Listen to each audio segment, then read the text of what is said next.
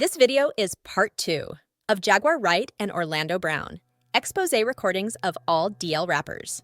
Going on to Jaguar, she has also made a point of publicly criticizing DL artists in the industry and how they exploit up-and-coming rappers that merely require assistance to launch their careers.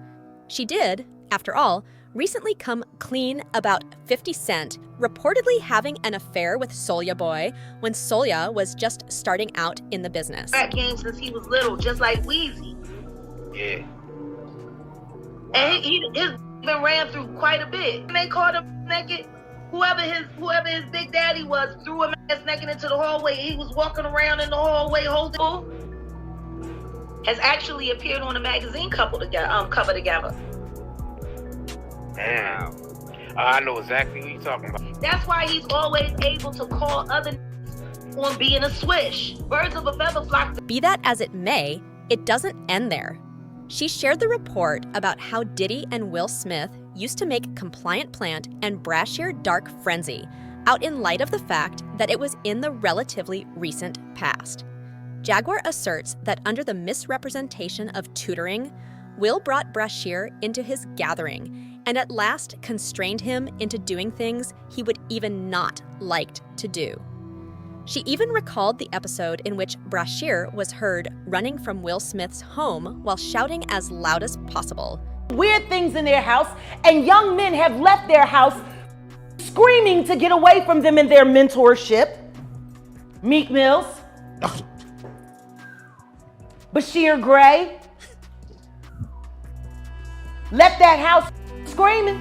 August the only one that stayed, and I guess he was really sick. He needed that. Regarding Meek, he recently came under fire for being promiscuous after being named as one of the people Diddy slept with in one of his lawsuits. Just when he thought things couldn't get much worse, a recording of Diddy beating him also surfaced online. Additionally, Meek can be heard on the recording practically screaming for his life. It was unsettling, to put it mildly. Spike, son. Like, all the champagne was spiked. Everybody was passed the out. I don't drink, so I was playing that shit off like I don't drink. I smoke.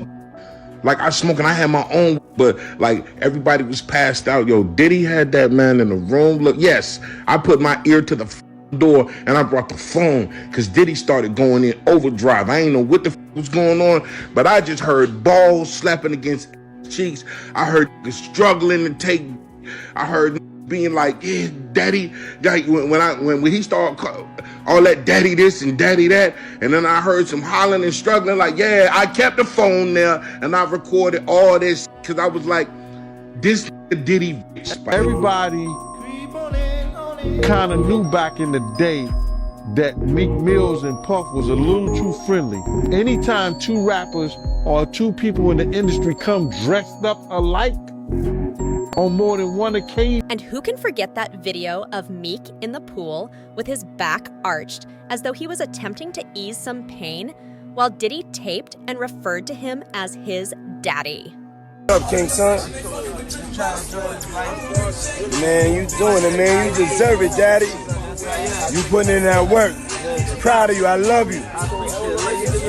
Yeah. Jaguar Wright then came forward to tell that the tape was actually captured and shared by Nicki Minaj, despite the fact that it was literally claimed at the time that Diddy's former bodyguard was responsible. Well, he did about expensive paint. He Diddy fried. He Diddy do our Wait, this is Philly you're talking about now. Wait a minute, real Jay. rap. Me. You think that audio that they put out was real? Yeah, that was. He Diddy fried. This is Philly. He's a deep fried.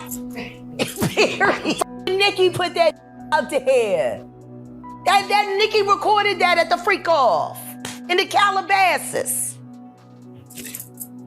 She been waiting to drop that shit on Meek. She just wasn't gonna tell nobody it was Diddy. But now that Diddy out there, why not? So then who's the guy who's claiming he recorded it? Oh, somebody that got paid? Yeah, he said like I was standing somebody outside the door. that got paid. Yeah. Nonetheless, before Jaguar referenced these rappers by name, Diddy was the person who reliably kept her talking. Jaguar chose to go out about Diddy's unlawful activities after he successfully quieted Wendy Williams about them, in any event, jeopardizing her own life. She referenced that she had strolled in on Christopher Williams, giving Diddy a BJ in his office, as per a legal counselor who used to work for Diddy. As per Jaguar, Diddy constrained Christopher into going down on him despite the fact that he realized Christopher was straight, all in return for a demo record bargain. Williams, I don't know, I guess he wanted to sign. I don't know what happened. But Puff was supposed to be giving him a demo deal, and he gave him a demo deal, and I guess it was supposed to turn into an album deal, which that never happened. But this young woman walked in to get approval on some paperwork. See. And when she walked in, the door wasn't locked, so she didn't think twice about just walking in. And when she walked in, she saw Christopher Williams performing on Puff. Now, from what she said to me, it was disturbing because, you know, they didn't stop. She just walked out, and she just kept her head down at the office the rest of the day, I believe it was. And I don't think it was at the end of business day that day, but I think it was the following day. He came into her office and was like, yeah, so you came in there, so what? What you gonna do? You wanna say something? And she was like, oh no, she was like, I just don't understand why you left the door unlocked. If you were in there doing that, why would you leave the door unlocked? He said, I'll do whatever the I want to do in my building. And I just don't know. He was like, it's power, see?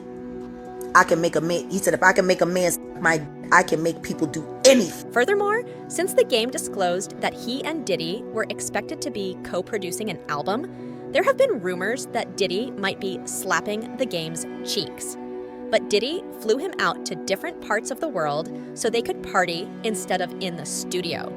And you can probably guess where they were having this party. Of all places, Atlanta. Diddy lavished them with opulent gifts like blinged out chains and costly washes on their all-expense-paid shopping sprees. Start kicking it with Diddy, right? I ran around with Diddy for 2 years, damn near. And this Diddy, we never went to the studio one time, but he was like, yo, I with your demo, that, you know, bad boy, hey, Playboy, hey, here go a watch, Playboy, here go a chain, Playboy. I'm like, yo, we ever gonna rap? He's like, nah. Y'all was doing it for 2 years. Yo, but the jet leaves at 5. We going to Miami, Playboy. We going to, you know what I'm saying? We going to New York. We in ATL this weekend, Playboy, pop out. And I was going everywhere with Diddy. Wasn't Puffy interested in working with you also? Yeah, Puff. I was running around with Puff for a minute, but we was just partying, man. Puff liked to party. So that's basically all we did. I think the few times I was running around with D-Mac and Puff, we just did a bunch of partying. We might have went to the studio once or twice, but I didn't get to record nothing. I was just, you know. Okay, but I mean, Puffy was a huge deal back then. Still a huge deal. I mean, he's still a huge deal, but he's not doing music anymore, right, is what I'm saying. Back then, Bad Boy was on fire, and he's running around with you. And, you know, Puffy's a busy guy. I was running around with him. Yeah.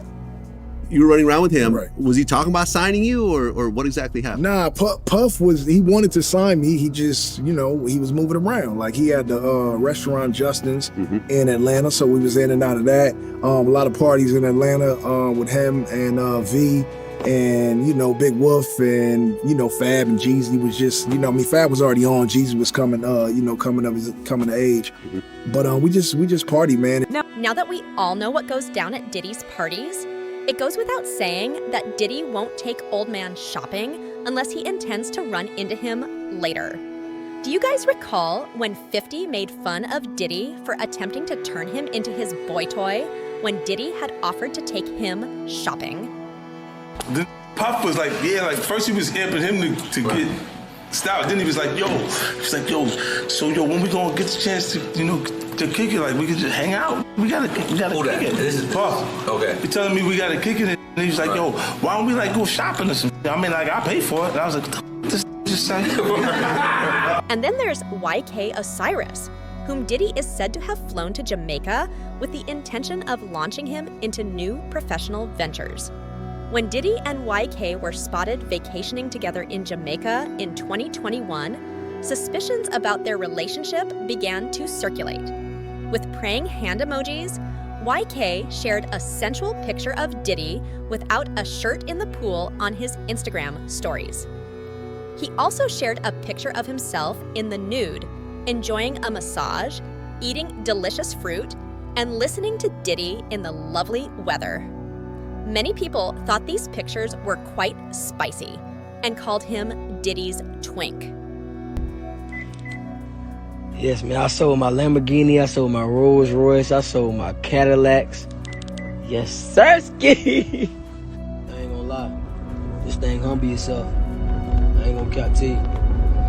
I got a floss for you niggas, bro. Nigga, God, I ain't got a floss for you niggas, man. If y'all gonna think what y'all wanna think. If I do got it, don't got it. Y'all gonna think what y'all wanna think. I love this Honda. Shit, I ain't riding no Lamborghini. I got a floss for you. That's what's wrong with you. Y'all got a floss for the Instagram, man. Them, man.